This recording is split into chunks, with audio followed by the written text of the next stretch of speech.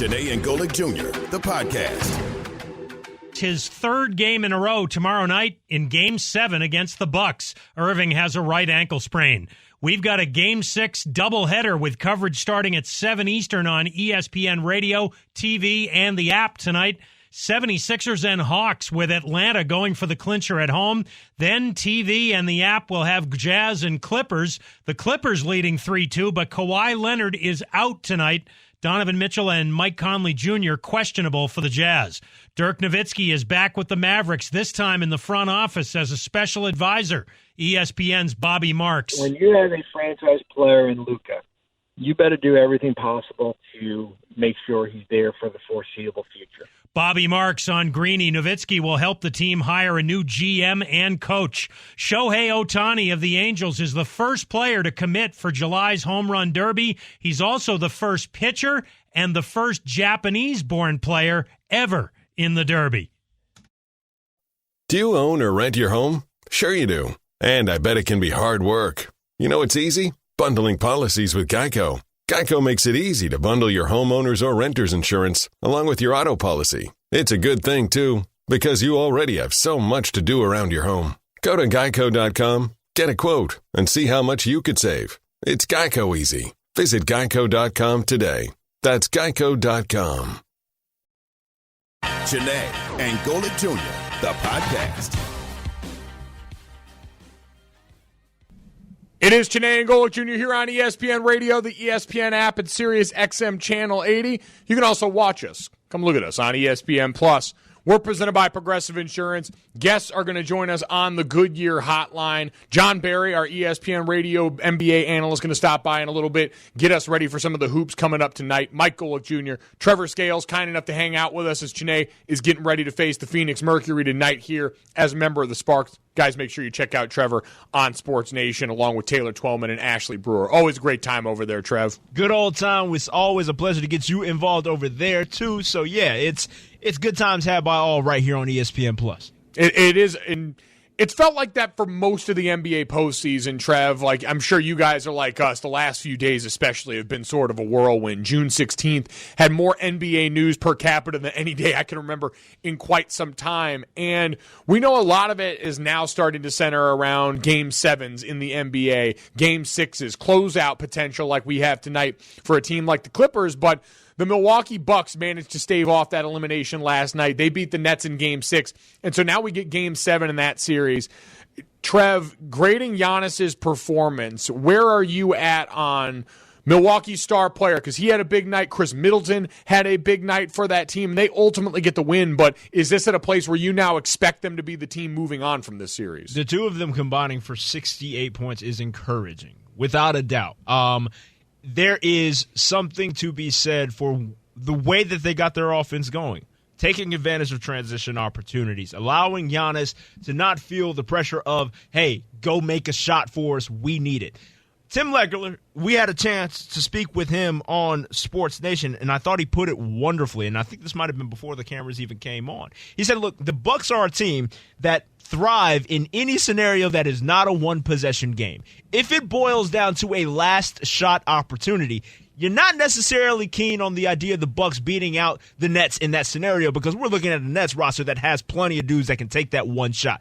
With the Bucks, there is one man and one man only, and his name is not filled with vowels in the last name. It's Chris Middleton. That's the only one that you're typically looking at when it comes to the offensive versatility that we discussed earlier in the show. So, with all of that being said, nah, I'm not riding with Milwaukee, dog. Like I can't. Not only is that element there when it comes to the idea of them not thriving in one-possession games, but it's also, look, maybe I'm a fool for taking in the entirety of the Bucks franchise's history, but them having the worst winning percentage in Game 7s and anybody that's played above 3 games. Like, that's a little jarring. And it kind of speaks to not only just the recent history of the inability to get up out of the elimination scenarios at large, but it's also just like one of those curses that we bring up time and time again in sports. It kind of applies occasionally. I'm a believer in some of that stuff. Well, I was going to say, you're an Atlanta sports fan, right. So I don't think you have any choice but to believe in that stuff, Trev. Like, that seems like self-preservation. Exactly. It's a defense mechanism. It is a defense mechanism, and I think part of this is what also factors, like every series,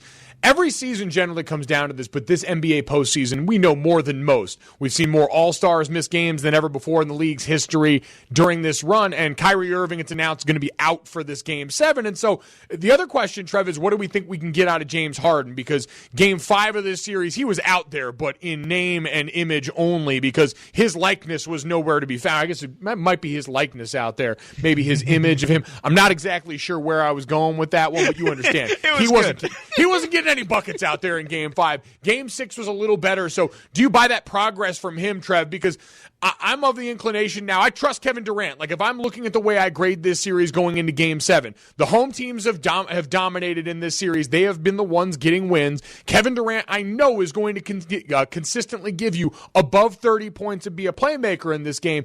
It's just, who do you trust? Who's the secondary character in these stories that you trust enough to get this done? And we talked about Chris Middleton and Giannis, some of the options on that team with Drew Holiday and others. For Brooklyn, it's going to have to be Blake Griffin, Joe Harris, Shamet, one of these other players that's got the ability to step up. So do you think Harden can give them enough to factor into that in a way that tilts this for Brooklyn? There's been a subtle progression in my mind and in my eyes as I watch those games of James Harden and his game as far as getting back to what we know James Harden to do. That big body, turning the corner, getting to the rim, drawing contact, accepting said contact, and making a play happen at the rim. We saw him take 5 shots outside of the arc in the first half, miss all 5 of them, not score a single point in game, 5? Game 6, he started to move in. Now, granted, he started to make the shots that he took in Game 5, but that's part of his legs coming up underneath him getting used to how much he can push said hamstring. And so I'm of the belief that in Game 7, we're going to see, look, James Harden is going to take the parachute off. He's going to say, I'm not using this emergency brake by any stretch of the imagination, and I'm going to go full go. And if this tire blows out on me, so be it. It was Game 7, and I had a chance to leave it all out on this court. And so I do believe that James Harden is on the track of steady progression as far as how much he's willing to exert and get out of that hamstring. And Game 7 is the last chance he has to just test it fully, and I believe that ends up being the difference for that Brooklyn team. Shanann Golick Jr. here on ESPN Radio, Mike Golick Jr. and Trevor Scales. And the difference makers for each team, we've talked about so many of the big names on the dais for this, but Tim Legler, our ESPN NBA analyst, was on with Keyshawn, J. Will, and Zubin earlier and talked about the 2 names that he believes are going to ultimately decide the outcome of this game. Obviously, a critical guy for the Bucks is Chris Middleton, and it might not sound like he should be an X factor, but he is, because he's been completely different at home than he is on the road. He was sensational in this one, 38. Well, can he go on the road in a Game 7? And he doesn't have to be 38 special, but can he be 26? Can he be 28? Can he do enough to augment what Giannis is going to bring from a production standpoint? You hope Drew Holiday is as good as he was tonight. And if Chris Middleton could play that way, they got a great chance. Now, the other one is Jeff Green. This is a guy who made 7 threes the other night, and I know that's not going to happen every night, but he can't also then just go and completely disappear the way that he did in this game. Because right now, James Harden is pretty one-dimensional. It's going to be a bunch of step-back threes. You know you're going to get 30-plus out of Durant. You can go ahead and book that. So where is the other offense coming from for the Nets? Jeff Green can be an X factor. He's got to lock and load, get something going. Obviously, guys like Blake Griffin, Joe Harris, one of those guys needs to step up. But I think Jeff Green is the guy I'm looking at based on what he did the other night to take some of that pressure off Durant. Trev, the more and more I keep looking at this team, it feels like we're due for one of those Joe Harris games. I know I said that before Game 6, but we understand, and this goes back to the last couple of postseasons prior to the bubble, is the way role players just any number of factors. Like, we know there's all these human things that go into all this, the comforts at home, having an understanding and being used to the arena you're playing with, like having a general place that, listen, as a role player and as someone who was definitely in that line when I was a player, you need more things going right around you to feel good enough to go and do up to the level that you have the ability and perform at. But I think Joe Harris specifically, because he's so potent from 3, because we've seen that be time and time again the weapon that can erase deficits in the postseason or help bury teams like the Bucks, who haven't always been as consistent from there this series. It feels like that's a name we could and should be calling if the Nets ultimately end up as the team moving on. That is a great call as far as like who you expect a little something from. But beyond that, even Jeff Green, right? That is a guy who, again, role player, someone who's a wily vet that is there to kind of supplement whatever offense you may have going forward. Last time we saw Uncle Jeff, he was out here snapping for, what was it, like 6 or 7 for 8 from 3? Like, you can expect just role players in general, as you said, just being on their home floor, having the support of the crowd, that benefits so much. And in a series in particular, where the home team has won every daggone game, like, this is one of those things that you can kind of look at and say, all right, yeah, we're due for one of those types of performances. It is funny. I joked earlier in this series when the Bucs finally stole back a win or climbed towards that star teams in the postseason take on the personalities of their star player, and the Bucs really got back into the series taking on the personality of one PJ Tucker, PJ All Ball Tucker, who went out there and checked his old college classmate and Kevin Durant, hook 'em horns. But it really seems to have been the formula for them. Stifle defensively, go after and be physical with them, and get that thing moving in transition. That's what we can expect with the NBA playoffs on ESPN Radio. Tune in Saturday for that Game 7 as Jeff Green and the Nets host PJ Tucker and the Bucks, presented by Indeed. Coverage begins at 8 p.m. Eastern on most ESPN Radio stations. We don't have to worry about the talk of playoff expansion coming in the NBA. We've seen it come for other sports. And today in the world of college football, it took another big step towards becoming a real thing. 12 teams in college football's postseason. We'll tell you why that conversation is coming sooner than you thought, next on ESPN Radio and ESPN+. Hey, this is Adrian Wojnarowski. Check out my podcast, The Woj Pod, with insight and analysis on the top stories in the NBA. Adrian Wojnarowski, our insider extraordinaire. Reaction to breaking news. This is the latest Woj bomb. And in-depth conversations with some of the biggest names in the league. Thanks, Woj. Do it again. I'm good. Thanks for having me on the podcast. All right. Yes. Thank you, Woj. Appreciate you having me on. Listen and subscribe to The Woj Pod wherever you listen to podcasts. Janae and Golic Jr., the podcast. Tune in to an NL battle Sunday as the Braves host the Cardinals, presented by Credit Karma. Coverage of Sunday Night Baseball begins at 6 p.m. Eastern on ESPN Radio and the ESPN app, and at 7 p.m. Eastern on ESPN. Janae and Golic Jr. here on ESPN Radio. Mike Golic Jr. and Trevor Scales hanging out with us as Chiney Ogwumike is off today.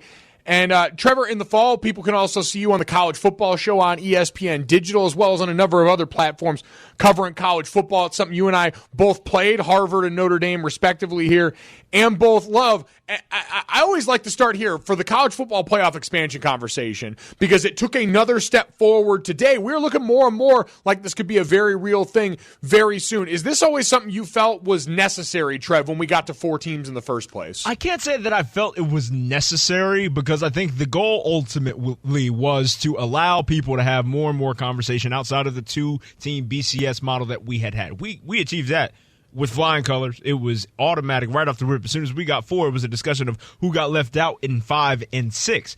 But I also thought it was an inevitability that we were going to have expansion. It was clear that 4 was never going to be enough. And I doubt that 12 will feel like enough. We will still be clamoring for 13 and 14 to be in the conversation once we get to 12 eventually. So not necessarily a necessity, but an eventuality, certainly. Yeah, it felt inevitable, because you're right. This is about conversation. It's about the illusion of parity in college sports, because this won't change who wins. There are other conversations about scholarship limits that we can have if you want to really start to change the balance of power and all this. But at the very least, people are going to feel involved and loved up. This is done, like we said, to recruit more of the general fans, the casual fans of college football, who aren't just going to tune in for the Hawaii Bowl and the Cheez-It Bowl like some of the rest of us sickos will.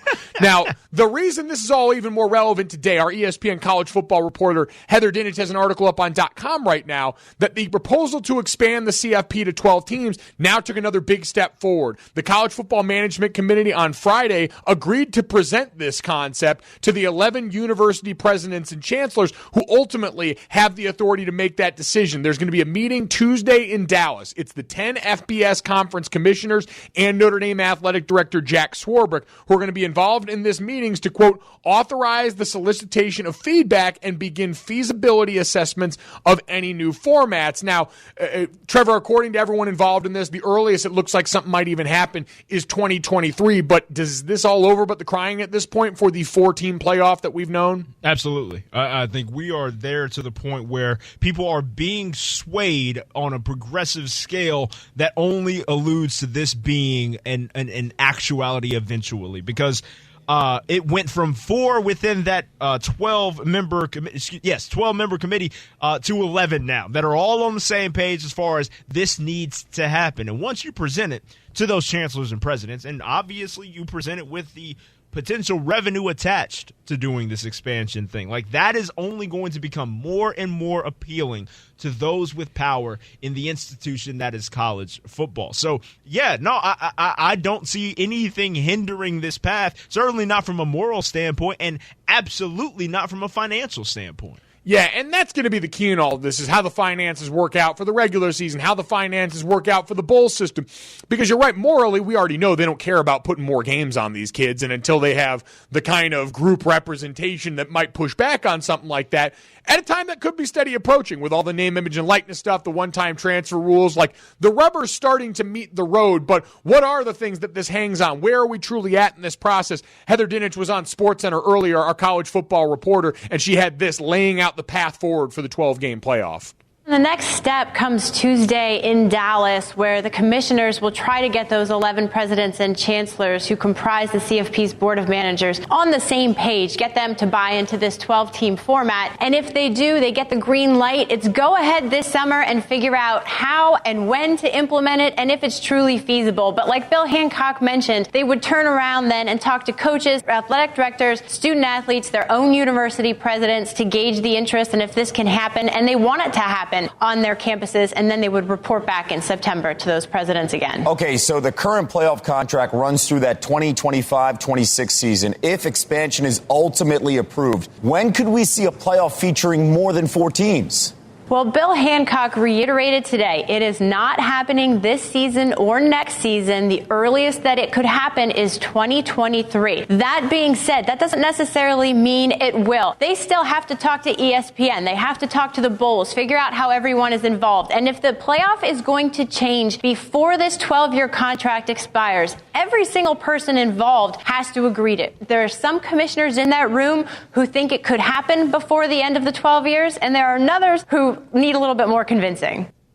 Janae Golick Jr. here on ESPN Radio, Mike Golick Jr. and Trevor Scales. And man, I know we said it on the other side of that sound, Trev, but it is funny, and I don't mean this as a slight to Heather, because this isn't a Heather thing. She's talking about the people playing the game, but when we say that everyone in the process has to be consulted for this to change, we know that's not true. It ain't everybody. It is not everybody, right? Like, I found it hilarious as she was sort of laying out the process of how this gets decided. I only go back to the terrible trades that were proposed for Julio Jones and the Falcons with the question at the end of it, who says no? Right? Like, that's all I could think of as that was being detailed. And, like, I can think of a couple people who would say no in this particular scenario, but they're not going to be listened to at the end of the day. So it's a matter of really just, again, aligning all of these financial institutions to the point where they all feel comfortable with the amount of money that they're going to make out of it and that they have an assured spot in that money pot. That's what feels like the only thing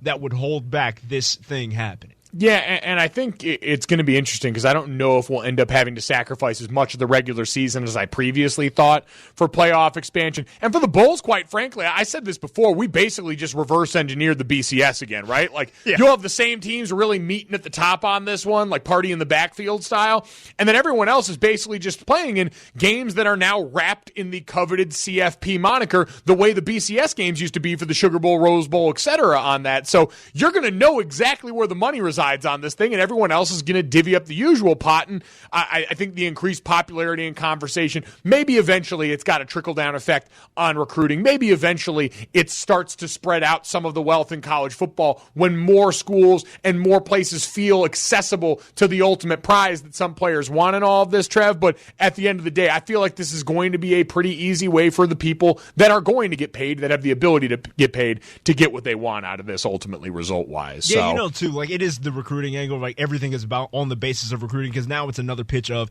hey, we've made this many college football playoff selections, and that is another tool to throw out there at the next young prospect that has a chance to play at one of these college football programs. It is interesting, and I wish I could remember who brought up this point. This is not my original point, so I don't want to take credit for it, but it was made. You wonder how something like that, the ability to put that as a resume point, because you see it, like when I went back to Notre Dame when they made their new indoor facility, they've got all over the inside of that are, the appearance in the BCS title game, the appearances in the college football playoff, very loudly presented the way all programs do. You wonder if that saves any coaches their jobs along the way. Like if all of a sudden you're not winning national titles, but now as a coach you can say, like, all right, maybe you're Kirby Smart at Georgia and you've made a few more college football playoffs, even if you're not consistently beating Nick Saban, not consistently winning national titles. It's, how different Jim Harbaugh, has always had to get past Ohio State in the Big Ten to try and get involved in this. Maybe if they've been in the 10, 11 win threshold and getting a few college football playoffs, is the conversation maybe more different around Jim Harbaugh? I'm not sure, but I'm just asking the question here. Chenango Golick Jr. here on ESPN Radio. Coming up next, though, we'll ask a question of one of our great NBA analysts about Ben Simmons and what to expect from him heading into an all-important must-win Game 6. Next on ESPN Radio. Janae and Golick Jr., the podcast. 7 against the Bucks tomorrow night without Kyrie Irving. He sprained his right ankle in Game 4. The Hawks and Clippers can advance to the conference finals with wins at home tonight. Hawks and 76ers play Game 6 with coverage starting at 7 Eastern on ESPN Radio, TV, and the app. TV and the app will also have Jazz and Clippers at 10 Eastern. 2 years after his retirement as a player, Dirk Nowitzki comes back to the Mavericks as a special assistant in the front office. ESPN's Mark Spears wonders how much he'll really do. Mark Cuban always gets in the way. He is the owner of the team, but he basically serves as a general manager, too. Mark Spears on the Max Kellerman Show. Second round at the U.S. Open, England's Richard Bland holds the lead at 5 under, 1 ahead of Louis Oosthuizen, Russell Henley, and Rafa Cabrera-Bello. Canadiens interim coach Dominic Ducharme will miss tonight's Game 3 against the Golden Knights after testing positive for COVID-19. Luke Richardson takes over on the bench for Montreal. The series is tied at 1. Chenango Golick Jr. here on ESPN Radio. Mike Golick Jr. and Trevor Scales. Guests join us on the Goodyear Hotline, and if Jump Around's playing, that can only mean one thing. ESPN NBA analyst John Barry must be in the house right now. JB getting ready to be on the call for more great NBA action coming up later on ESPN Radio tonight as the Hawks and the Sixers duke it out in a must-win Game 6 for Philadelphia. John, how are we doing? What's up? Ready to go. Should be fun. Everybody's jumping around here in Atlanta, that's for sure. I guess I got to imagine, John, it's a strange position for Atlanta fans to be in where they've been playing with house money, it felt like, all postseason long, and now they've got this edge. So as you've watched this Atlanta team right now, has it gotten to a point where you are looking at this team as one that should close out tonight, that should go ahead and win tonight, even though Philly's been seen as the more talented team? No, I wouldn't say that. I mean, if you take away the first quarter of Game 1 and then the last 2 fourth quarters of Game 4 and 5, Philly's really dominated the series. They just have not had the ability to close in those last 2 games, or they're the ones that would already be out of this thing. So, no, I think Philly is the better team. There's no doubt about it. But that's what the playoffs are all about. And you give a team life. And if I'm Atlanta, I'm thinking at some point our shooters are going to shoot. Because they haven't. They've been terrible from the three-point line.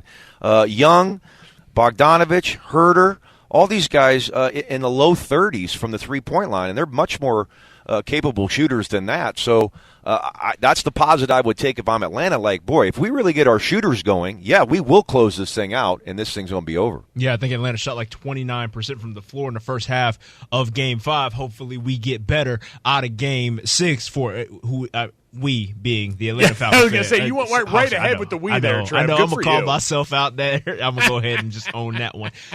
Back to the Sixers angle, though, John. When it comes to fatigue and what role that plays into these demises for the 76ers, how do you manage that if you're looking at Joel Embiid, who comes out firing on a game-by-game basis, but by the end of the fourth quarter, it is clear that he is dog-tired?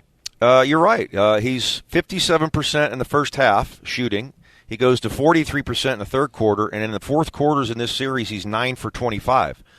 So there is a wear-down factor. There's no doubt about it. You know, the joke here in Atlanta is if you ask for change for $1 from Embiid, you only get 3 quarters back. That's not I didn't say that. I'm just saying that's the joke in Atlanta.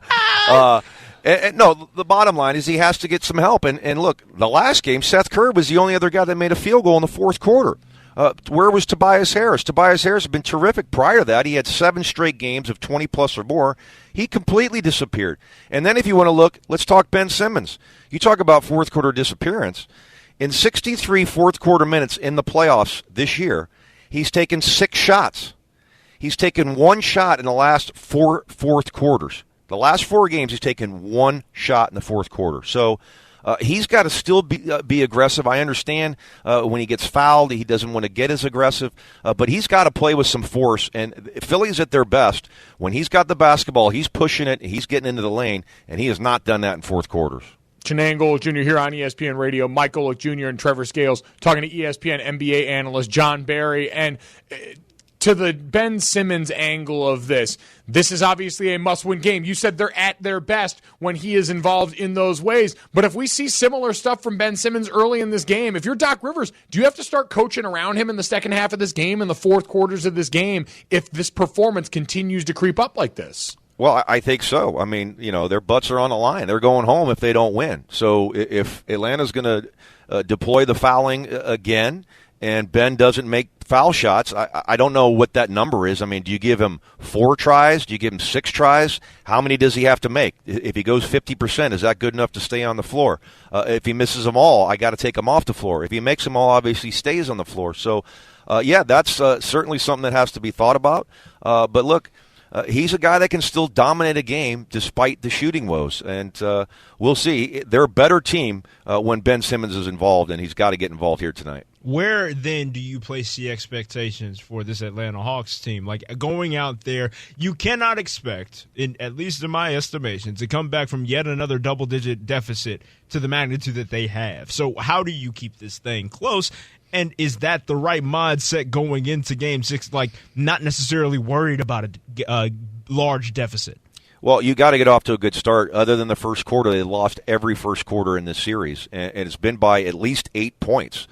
So you need to get off to a better start. And also, if you're ahead, that really puts the pressure on Philadelphia. So you want to play with the lead. Look, they want to play fast. They want to get fast break points. They don't want this half-court defense of Philadelphia to get set.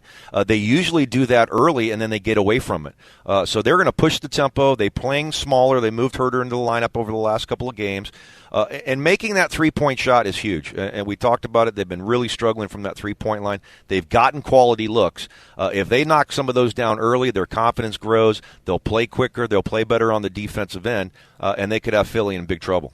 JB, Philadelphia, we know coming into this one with a lot on the line, but so is their coach, Doc Rivers. We know that, unfortunately, he's become kind of known for some of these epic postseason collapses. So how much of that weighs on this at this point? How much blame can we assign to Doc Rivers in these situations in a league where we know the players control so much? Yeah, you know, I guess you have the right to do that if you want. I mean, I know I hear in the timeouts what he's screaming at these guys to do, and, hey, quit dribbling the ball and not moving it and shooting late in the clock. And they don't have a guy on the floor. They don't have Chris Paul, you know. They don't have a guy that can take over, take the reins of this team and say, hey, this is what we have to do. And there's no go-between between Doc and one of their players. And you see it. We've seen in the last 2 fourth quarters that they stop playing. The tempo goes away. They play one-on-one basketball. They get poor shots. And like I said, if you had a Chris Paul out there, I can guarantee what would be happening. Joel Embiid, get your butt in the paint, and I'm throwing it to you every time. And that's what they need to do. Joel Embiid, quit settling for jump shots. Get in the paint. Make them double-team you because they got no one-on-one that can handle you. You create shots for yourself, and if they double-team, you get shots for all your shooters, and you win this game. On the opposite sideline, Nate McMillan has found some semblance of success that is just unbelievable since he took over as the interim head coach. What has been the key to success for Nate in the Hawks program? Well, I think he's been great for Trae Young. Trae's not taken as many of those long, deep threes. He's getting the ball to the rim. Obviously, his floater game is as good as anybody in basketball. He and Capella in that high pick and roll is a really tough thing to guard. But Trae's been great. And why is Nate McMillan an interim coach, by the way? I mean, we got 7 other openings. This guy has been terrific. I think he's 20 games over 500 since he took over. But he's just been a calming influence on this team, and they've responded to him, obviously, and have a shot to go to the Eastern Conference Finals, believe it or not. And that's what's on the line tonight. Again, coverage starting at 7:30 p.m. Eastern on ESPN Radio, and you will hear our ESPN NBA analyst John Barry on the call for that. JB, we appreciate the time, man. Looking forward to it. Have a great game tonight. Okay, thanks, guys. Reminder, the NBA playoffs are on ESPN Radio tonight. That Game 6, Tony Snell and the Hawks host Shake Milton and the 76ers. Presented by Indeed. Coverage begins at 7 p.m. Eastern on most ESPN Radio stations. But coming up next, we are happy, free, confused, and lonely in the best ways. A big announcement from one of the biggest stars on planet Earth that we are going to celebrate in a big-time way next here on ESPN Radio and ESPN Plus. Janae and Golic Jr., the podcast. All right, so walk with me on this one real quick. As it's time for the Twerkulator plays, as we send you off into Friday in the only way we can, throwing it in a circle right now, I got to ask you this. Trevor Scales, who's been kind enough to join us all day. Wendy's, this song, Collision Course. It's time for the Baconator makes too much sense. I have to imagine they've done this already, and if they haven't, I don't know. I feel like we probably shouldn't give this away for free right now. Bro, I ain't seen it yet, so we need to keep this under wraps. Like, don't repeat it whatsoever. They got to go get into the podcast if it so chooses to land there. But no, Wendy's, we going to holler at y'all on the back, and we know y'all active on Twitter and whatnot. So, yeah, we got an idea for you. It has to do with the City Girls. It is. Listen, a hot girl summer can include Wendy's. That's all I'm saying. Janae and Golic Jr. here on ESPN Radio and ESPN Plus. We're presented by Progressive Insurance. Mike Golic Jr. Our thanks to Trevor Scales. You guys can catch him co-hosting Sports Nation right here on ESPN Plus each and every day. He mentioned that podcast. You can check him out there. You can also check out Joe Johnson, 7-time NBA All-Star, who joined us earlier today. Kelvin Beachum, Arizona Cardinals offensive lineman, who stopped by, as well as John Barry, our ESPN NBA analyst. If you missed any of those great conversations, download, subscribe, rate, review the Janae and Golic Jr. podcast wherever you get that thing. But, Trev, it has been a busy day here today. We have gotten full. We have had reason to dance and celebrate, and we got to get to even more of them next. Let's finish this thing out right. Keep that same energy. We want to be a jolt of energy. Yeah, the energy level was really high there. And now we want to keep that same energy going. Keeping that same energy. Keep that same energy. You could just sense that there was a tremendous amount of energy. With Janae and Golic Jr. Keeping that same energy, Trevor, this is the good news we've been waiting a while for. I've been out here in Los Angeles all week, and my trip began on the plane flight watching Christian Eriksen and Denmark go through the most harrowing situation I've ever seen on an athletic field. The 29-year-old Denmark star went down when apparent cardiac arrest on the field, now has been released today from the hospital after a successful operation. And Trevor, I know we had a really touching moment. 10 minutes in, he wears the number 10 to the Denmark-Belgium game that people are seeing on ESPN+. A lot of people have been sending love to Christian Eriksen, and so it's great to see this news on the back end for him, his family, and so many that were affected by what they saw here. The respect between those two teams was so apparent throughout the entirety of the match. You mentioned the 10-minute mark tribute, but there was also even the subdued celebration after the game-winning goal. There were so many different shows of respect and honor, too. There was even fans waving outside of the hospital to Christian Eriksen. It was just so clear that everybody was rooting for this brother, and rightfully so. Glad to hear that he's on the mend. Absolutely. We are all continuing to send thoughts and prayers that way as he continues healing here. Keeping that same energy, Trev, we've talked about a story in a very different vein for so much today. A Mississippi man spent 24 hours, well, ended up being 15 hours inside a Waffle House because he lost his fantasy league. It was supposed to be 24. Every waffle he ate there shaved off an hour from this. And it got us to thinking, Trevor, Waffle House would be an absolutely joyous place to spend 24 hours. I think we both agree on that. For the show alone, yes. But what place do you think you'd be best equipped to actually spend 24 hours in public outside of the Waffle House here? Because I've always maintained that I could go Tom Hanks in the terminal and spend well more than 24 hours inside an airport successfully without getting caught. What about you? I'm going to go not quite fully public, but my alma mater's Merce Center locker room, where we had everything we needed as football players. I damn near spent 24 hours there when it came to training camp. Like, we had a fridge, we had plenty of food, just snacks on deck, a shower and facilities and plumbing like that, and then also the entertainment factor. Big old couch, plenty of TV time. We was good to go there. I'll give you 24 hours there, no problem. Oh, it felt like that during training camp most times. The fondest memories I have will always be in between two-a-days, sitting around with every locker room TV tuned in to Maury Povich, watching a bunch of folks dance and carry on there, finding out that they are apparently not someone's daddy. Janae and Golick Jr. here. Keeping that same energy is brought to you by Geico. Whether you rent or own, Geico makes it easy to bundle your home and car insurance. Get to geico.com today. We had Kelvin Beachum on, Arizona Cardinals offensive lineman, earlier, talking about the origins behind Juneteenth. Well, Major League Soccer on Thursday announced its plans to recognize Juneteenth, June 19th, the effective end of slavery in the United States. Their efforts of collaboration with the Black Players for Change, an organization of black MLS players, coaches, and staff seeking to increase their inclusion in sports. They're going to include limited edition jerseys that'll be auctioned and the playing of Lift Every Voice and Sing before this weekend's matches as people continue to embrace this part of American history, Trev. Yeah, and it's a part of education in large part, but also just understanding that, yes, this is a holiday. And again, we had the conversation with Beachum, as you mentioned, and in that I mentioned this was more a holiday geared in the likes of Martin Luther King Jr. Day rather than Independence Day in my mind, where it is an idea that we should probably take note of what it is this entails more so than just the celebration outright. Absolutely. Could not agree more, Trevor. That is something very serious. In an entirely different vein, though, today was a cause of celebration for your boy because Miss Taylor Swift took to social media, as she so rarely does, with an announcement that she continues to re-record her albums to own her history as a musician here. Red will be the next album. Well, for my argument, one of the top 3 Taylor Swift albums ever made. November 19th will be the date. We are getting a 10-minute long version of All Too Well, Trevor, the song that will no doubt haunt Jake Gyllenhaal's dreams forever. He will never know peace as long as she lives, and I couldn't be more excited, and I can see you share that, Trev. Let me get 3 songs that I need to listen to because you're going to have to give me some convincing to listen to T Swift. Oh, Trev, I mean, the All Too Well, if that's not enough of a sell, Holy Ground is an absolute classic. 22 was the song of our college experience. Who else was stomping around a bar late at night? No, just me on that one, pouring drinks on myself to the tune of 22. Yeah, Playboy. All right, well, I'll hold that one down. ESPN Radio's got the NBA for you next.